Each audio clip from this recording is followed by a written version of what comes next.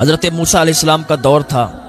حضرت موسیٰ علیہ السلام کوہ طور پر جاتے تھے اللہ پاک سے بات کرنے کے لیے. اللہ پاک نے فرمایا اے موسیٰ جاؤ فلاں شہر میں ایک میرا بندہ ہے جو کہ انتقال کر گیا ہے، جاؤ اس کا کفن دفن کرو جا کے.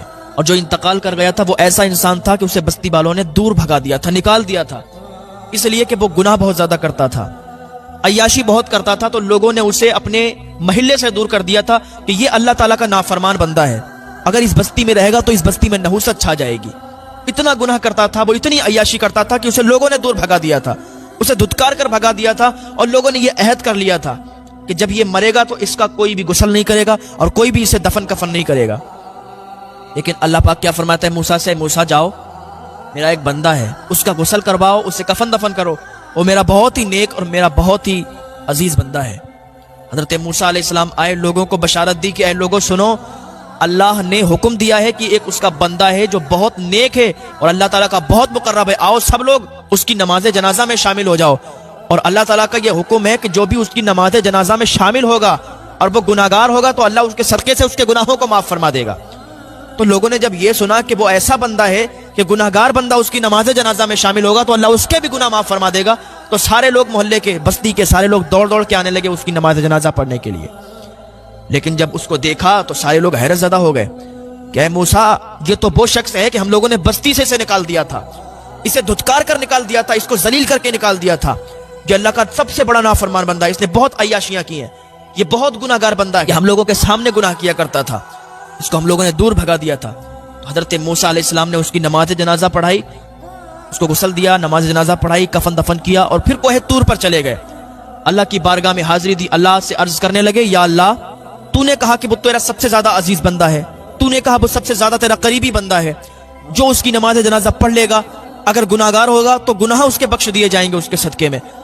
پر میرے مولا میں جب گیا تھا تو بستی والوں نے دیکھا تو کہنے لگے یہ تو وہی بندہ ہے کہ ہم نے اس کو دھتکار کے نکالا تھا، یہ تو وہی بندہ ہے کہ ہم نے اس کو ذلیل کر کے نکالا تھا. کہ اللہ یہ واقعہ کیا، یہ منظر کیا ہے؟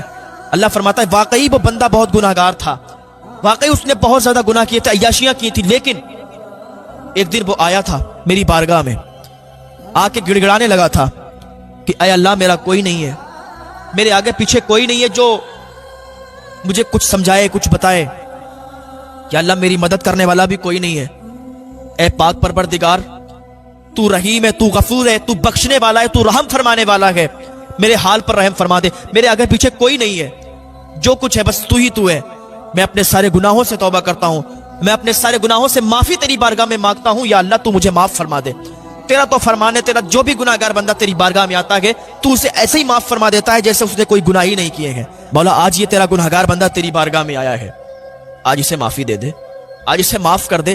محلے والے یہ بستی والے اس سے بہت نفرت کرتے ہیں، ان کو لگتا ہے کہ یہ عیاشی کرتا ہے، ان کو لگتا ہے یہ گناہ گار ہے، گناہ کرتا ہے کہ انہوں نے مجھے دھتکار کر نکال دیا ہے. پر مولا آج تیری بارگاہ میں آئے سچی توبہ کرتے ہیں، مولا تو ہمیں معاف فرما دے.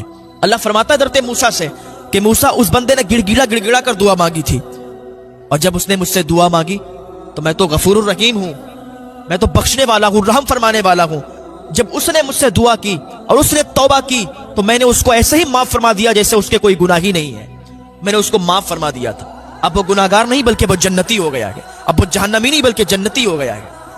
اللہ تعالیٰ جب چاہے جس کو چاہے توبہ سے اسے معاف فرما دیتا ہے. پر بندہ توبہ تو کرے، بندہ آئے تو صحیح اللہ کی بارگاہ میں. اللہ کی بارگاہ میں جو بھی بندہ آتا ہے جیسے حالت میں آتا ہے اللہ کی بارگاہ میں اگر وہ توبہ کرتا ہے اور سچے دل سے توبہ کرتا ہے تو اللہ اسے ایسے ہی معاف فرما دیتا ہے جیسے اس نے کبھی گناہ ہی نہیں کیے ہیں. آج آ جائیں اللہ کی بارگاہ میں. بہت نوجوان ہیں، نوجوان اگر اللہ کی بارگاہ میں توبہ کرنے تائب ہو جائیں تو اللہ نوجوانوں سے بہت خوش ہوتا ہے.